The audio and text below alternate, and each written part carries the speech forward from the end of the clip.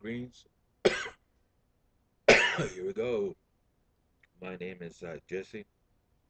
Uh, I'm going to start doing this video essays because, again, I do believe that they're necessary. Um, I have my little system here. I try to keep it simple. I will, of course, always be making adjustments because computers, as much as you want them to work correctly, they don't.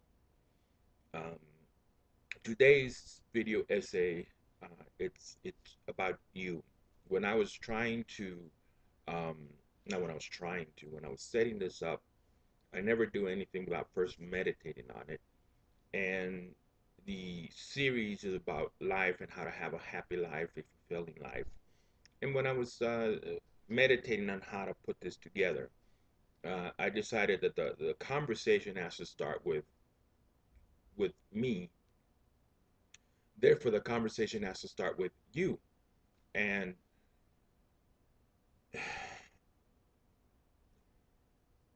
excuse me. And there are a lot of reasons why you feel the way you feel.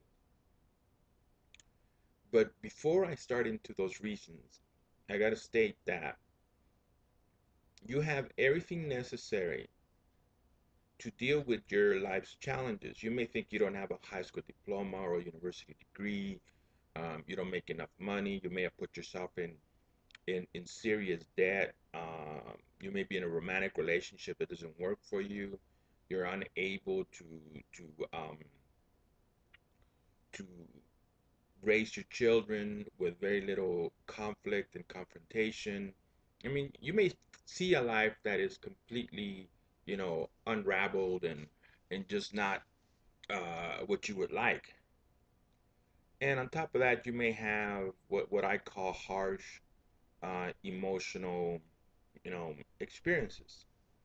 You're not the only person who wakes up feeling sort of ugly. You got to tell the truth. You're not the only person that feels, frustrated, who has this this gnawing, annoying, uh, you know, sense of frustration and doesn't know where the source comes from. Um, there are many people who feel that way. I don't personally believe that it's necessary to get into an in-depth, you know, uh, thesis or research paper, excuse me, on the reasons why you're hurting. But it does help to understand that as an individual, as you have been going through life, as you were a little baby, a little kid growing up, a lot of the pain and suffering that you feel comes from the lack of emotional, uh, communication between you and your parents. Whatever your personal situation was, whether you grew up in a home with two parents, one parent, whether you grew up in a home with brothers and sisters, or you're raised in it doesn't matter. The only thing that matters is that you were interacting with people who were working at destroying your self-esteem.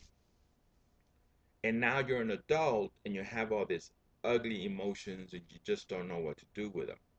Now, I should have wrote this, and I can't. I can do anything I want to do. This is my little write. This was hard to explain. This is my little writing tablet here, and of course you have the camera because people need to see what they're dealing with. But what I was gonna say is that I can come here. Let me redo this. Maybe that's better. Yes, it did happen. I have built my life philosophy on these very simple concepts: being positive, optimistic, and realistic. Okay, and using our ability to think, uh, organize. Yes, I'm not a very good speller. Plan, and this is the one, act.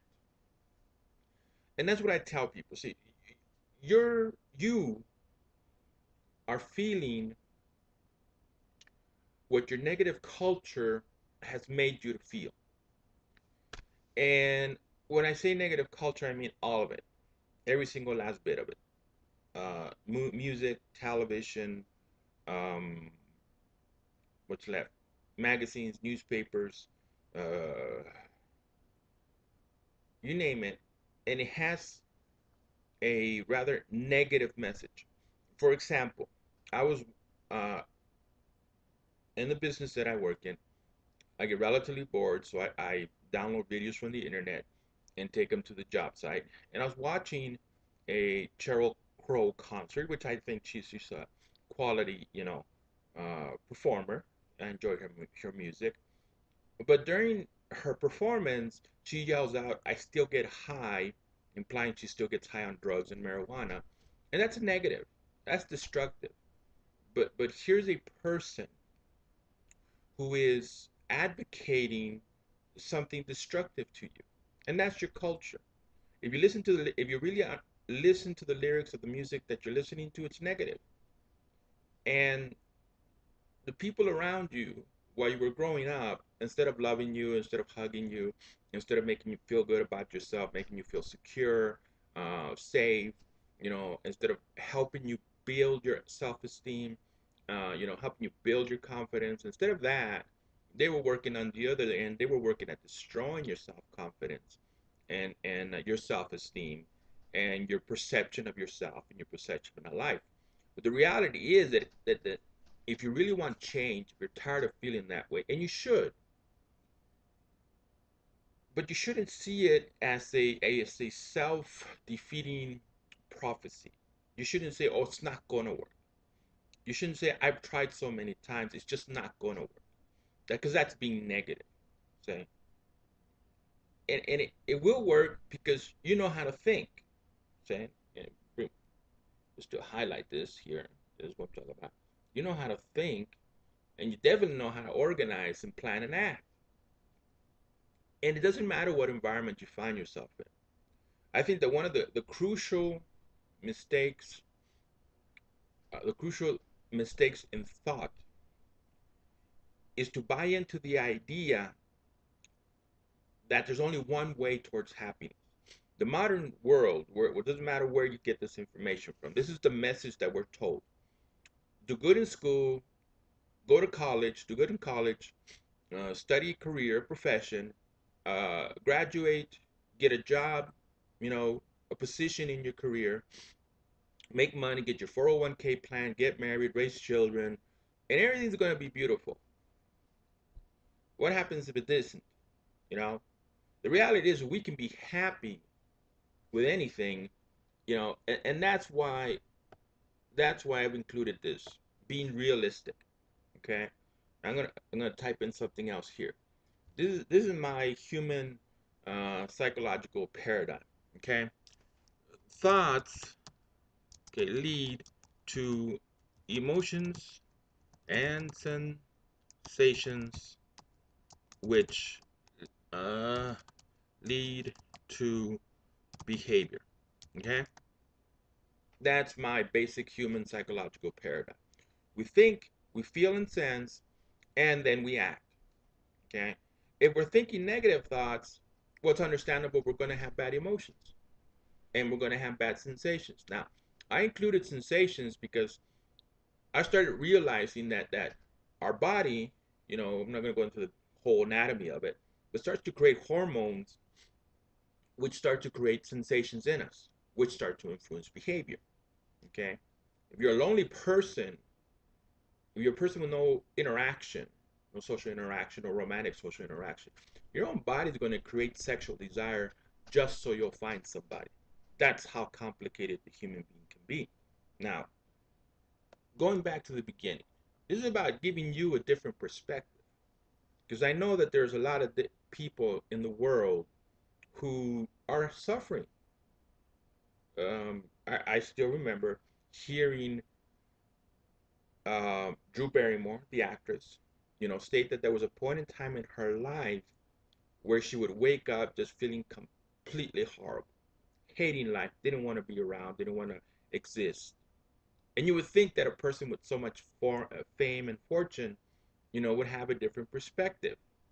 But we're living in this culture that just beats people up, continuously beats you up. And if you pay attention to it, it will destroy your self esteem. You won't like yourself. You know, you'll have that angst, and that's a good word, um, because that's what it is. It's pain and suffering to the degree that it's just revolting. It's horrible. And the fix, we change our ideas, how we think. We become optimistic.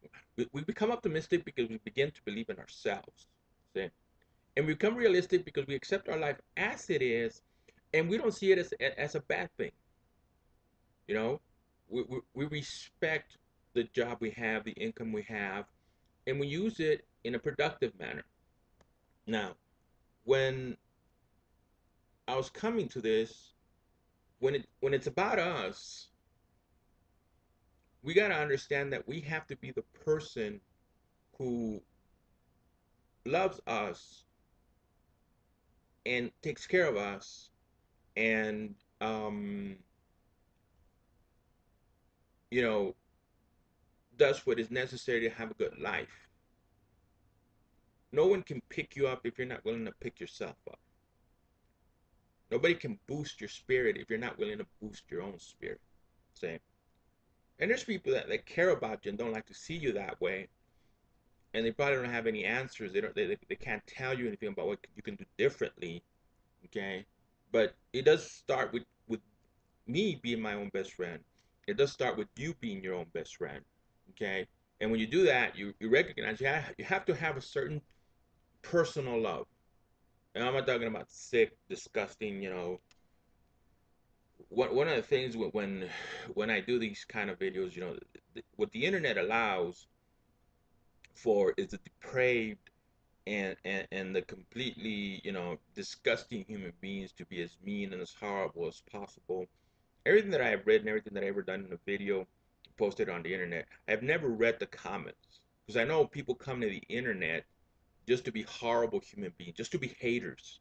Say, um, and I do believe that what I have to offer can help a person get out of that, emotional funk, and can help a person appreciate their life, you know, and can help a person to be interested in their own well-being. You have to want to, you have to consider yourself somebody special, and you have to want to take care of yourself. Okay. Otherwise, it just doesn't work. Now, if you're hearing these messages that these people who were supposed to love you and take care of you and help you feel safe and secure and help you gain self-esteem and confidence and build an idea, a concept of life that is a good concept. I have a concept of life that is that life is beautiful. You know, I know we live in a modern world where it's all about convenience. It's all about sensuality. It's all about eating and drinking and having sex as much as we can. And pleasure feels good. However, there's going to come a time where you're going to realize that there were other things you were supposed to invest in. But this beginning video is to convince you that you are a good person, that you are a decent person. Now, El Paso's falling apart, the high winds, you're going to hear some of that in the background. I can't control that. Um, well, I can't control that. I'll fix that for the next video. What was I going to say? But you really have to buy into the idea that you're a good and decent person, and you are a good and decent person. I mean, there's people out there that are not good and decent people, and they know who they are, and they know what they do. But for the most part, you're a good and decent person. All of us have rough edges. None of us are perfect, and whatever we may be engaged in, you know, I drove a person. I operate a taxi. I have no shame in saying that. Yes, I did want more from life. But I drove a person yesterday to the military hospital, to the emergency room, and he was complaining about chest pains. And, you know, and through conversation, I found out that he snorts cocaine on a regular basis. 60-year-old man on veteran, disability. Uh, and instead of, you know, using what he's getting, maybe it's not enough, but instead of using what he's getting for something productive, he's spending all this money on cocaine. And you're never going to convince me, I don't care who the heck you are, you're never going to convince me that any illegal narcotic is a good thing. I know it's a poison. You're basically poisoning your body. Not only are you poisoning your body, you're poisoning your spirit. You're robbing yourself of the experience of liking yourself. And you should like yourself. Now, and that's what I was going to. That if there's these little things like drug use that you can put away because they're not productive, they're not in your best interest. That doesn't make you a horrible person, okay?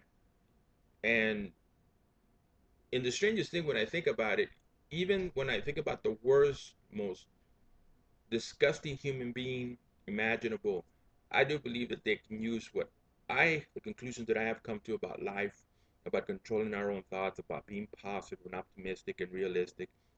We're realistic as we see life for what it is and we enjoy what we have in life. Instead of spending our time crying about what we don't have, we're grateful for what we do have. And what we do have is the ability to like ourselves and the ability to see ourselves different than how the people who have spent their time beating up our psyche want us to see ourselves. See? And now, well, I'll decide what the next video is when, when I do it, I guess.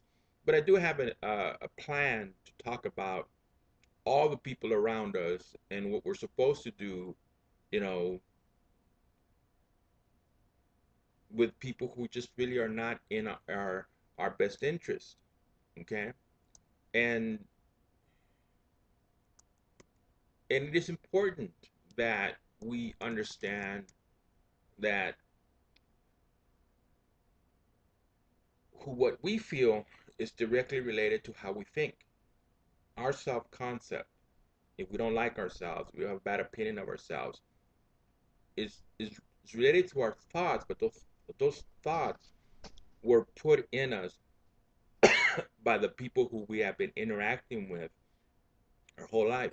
And the most ironic thing is that a lot of these people were parents and brothers and sisters, aunts and uncles, and even so-called friends.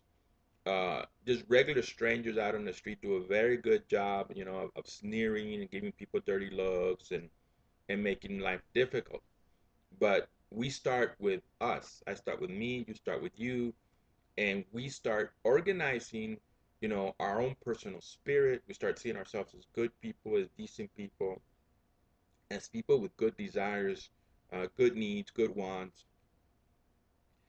And eventually we become confident. Eventually we build up our self-esteem. And we're strong enough to start working for the life that we want. Okay.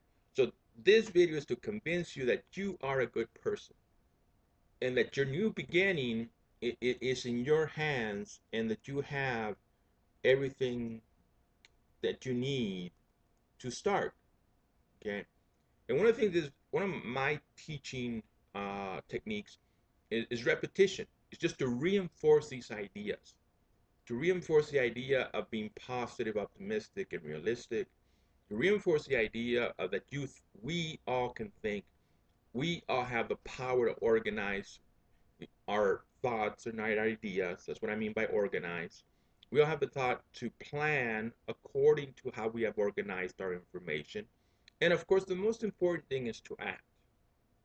Because dreams are fun, but if we never work to accomplish them, then we're really not, we're wasting our time. And there's no need to waste time. And you don't have to do it all overnight. I keep saying that it takes approximately 18 months for a person to totally restructure the thought process and to start feeling better about themselves and to be positive and optimistic and realistic. And again, just to close here, you should like yourself. You know, you should be interested in what's good for you. And you need to start taking care of yourself. You need to start eating, sleeping, being relaxed.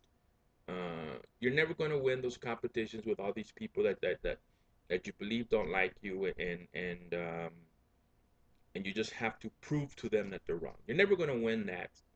So focus on yourself and don't focus so much on other people. Thank you for listening, and I wish you well.